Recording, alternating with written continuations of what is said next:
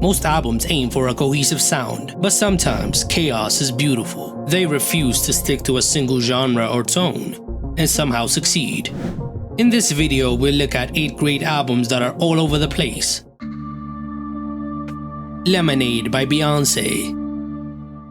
When Beyonce dropped Lemonade in 2016, it was a cultural event. While it is one of the most critically acclaimed albums, it is sonically all over the place as it pulls from a wide range of genres. Across its 12-song track list, it moves through a lot of genres. Beyonce moves from rock on Don't Hurt Yourself, to country on Daddy Lessons, to trap on Formation, to a soulful ballad on Sandcastles, and even reggae on Hold Up. The musical experimentation mirrors the emotional journey of the album: grief, rage, reconciliation, and empowerment. And while the narrative is cohesive, the sound absolutely is not. Commercially, Lemonade was a powerhouse, as it debuted on #1 on the Billboard 200, her 6th consecutive chart-topping album, and sold over 650,000 copies in its first week. Most of the songs on the album charted on the Billboard Hot 100, and critics praised the genre blending, calling it ambitious and brave. While some listeners might have found the genre jumps off-putting, it's hard to deny the album's influence. Daddy Lessons even prompted a surprising moment when Beyonce performed it at the CMAs, a move that sparked controversy because the audience could not accept her. They were racist.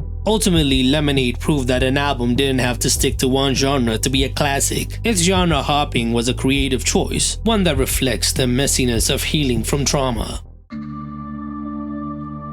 Artpop by Lady Gaga. Artpop is one of Lady Gaga's most polarizing projects. Released as a 3rd studio album in 2013, it was meant as a declaration of artistic freedom. What listeners got was an erratic blend of EDM, trap, pop ballads, hip-hop, and industrial synth-pop, sometimes all within a single track. Songs like Aura opened with Western guitars, before diving into dubstep. Juice and Drugs featured T.I., Too Short, and Twista rapping over trap beats, a massive departure from anything Gaga had done previously. Despite its chaotic nature, Artpop debuted on #1 on the Billboard 200, selling 258,000 copies in its first week. However, it quickly dropped off, and the singles, while still successful by most artist standards, underperformed compared to Gaga's earlier hits. Applause peaked on #4 on the Billboard Hot 100, but later singles like Do What You Want and GUI failed to crack the top 10. Critics were split. Some admired the experimentation, while others found it unfocused. Even Gaga herself later referred to that era as a difficult time, both professionally and personally. Still,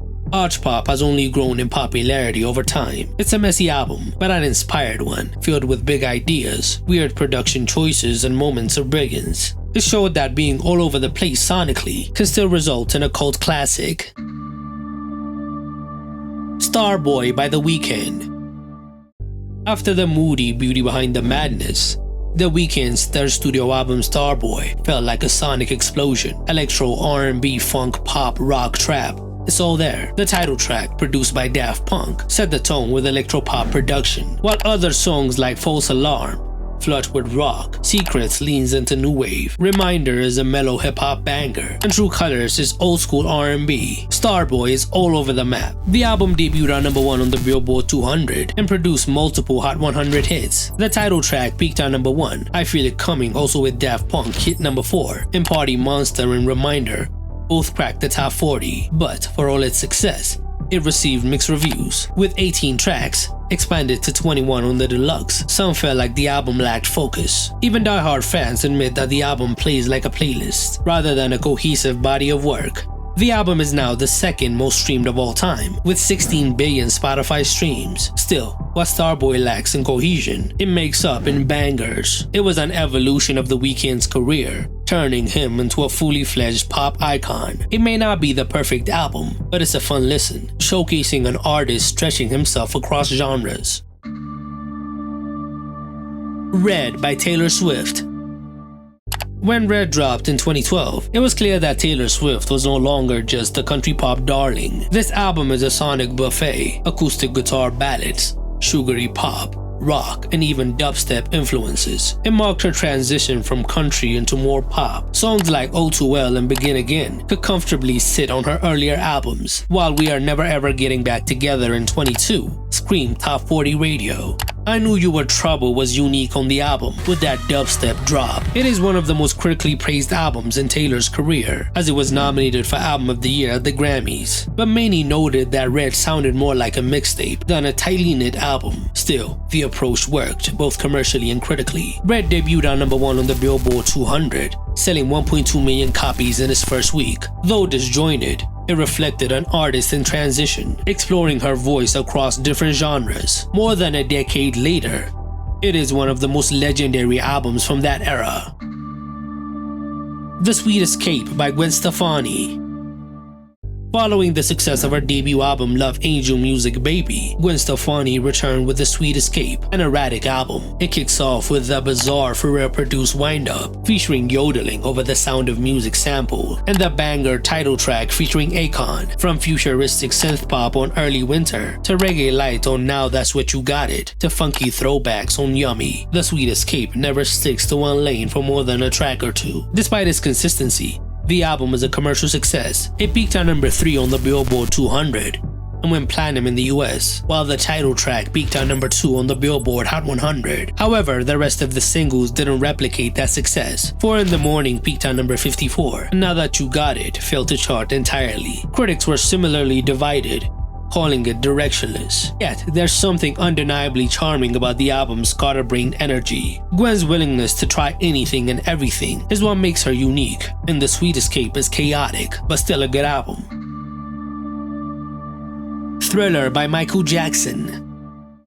Michael Jackson's Thriller is the best-selling album of all time, but sonically it's all over the place, and that's part of his secret weapon. Released in November 1982, it was MJ's calculated effort to appeal to as many audiences as possible. The album contains pop with PYT, rock with Beat It, R&B with The Lady in My Life, funk with Wanna Be Startin' Something, and even horror soundscapes on Thriller. Michael didn't just experiment, he dominated every single genre, creating an album that felt larger than life. Critics at the time noted Thriller didn't have a consistent tone, and yet it still set a new standard for pop music. Each song stood alone as a potential single, and 7 out of the album's 9 tracks were eventually released as singles. All 7 reached the top 10 on the Billboard Hot 100, with Billie Jean and Beat It hitting number 1. Thriller proved that an album doesn't need to follow a blueprint to be legendary. In fact, its genre hopping became its biggest asset, helping Michael transcend racial and musical boundaries. The album sold over 70 million copies worldwide, won 8 Grammys, and altered the trajectory of pop music. It became the ultimate example of how a sonically scattered album can become the most iconic album in music history. More Life by Drake.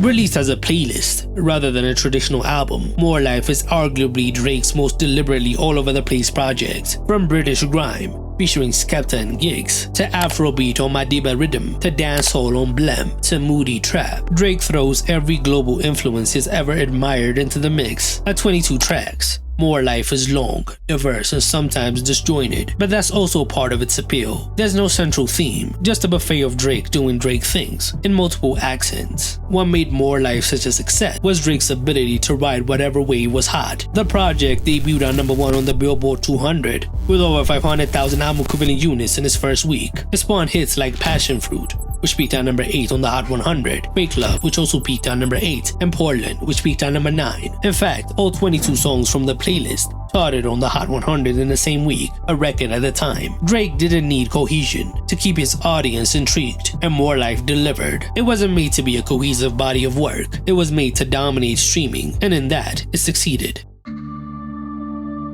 The Life of Pablo by Kanye West.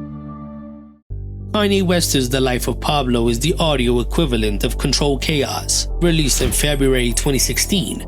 After months of name changes, leaks, and reworks, the album famously kept evolving even after its release, with Kanye updating tracks on streaming platforms. Sonically, the album was all over the place, opening with the gospel-inspired Ultralight Beam, jumping to the bangers Father Stretch My Hands Part 1 and 2, diving into industrial noise on Freestyle 4, and landing on soul-sampling introspection on 30 Hours, and the groovy Fade. Each track feels like it's from a different universe. Despite its chaotic structure, year, Pablo was critically acclaimed and a commercial success. It debuted on #1 on the Billboard 200, the first album to do so, based solely on streaming. The project's lack of cohesion didn't stop individual songs from shining. Famous Waves and Fade found some success on the charts, and Father Stretch My Hands Part 1 became a meme and a huge streaming hit, accumulating 1.3 billion streams to date. The album felt more like a curated playlist than a traditional album. What made the life of Pablo special was its unpredictability, from club bangers to gospel songs, from bar fests to stream of consciousness rants. It shows Kanye's fractured genius at the time. Which good albums that are all over the place did I miss? Tell me in the comments below.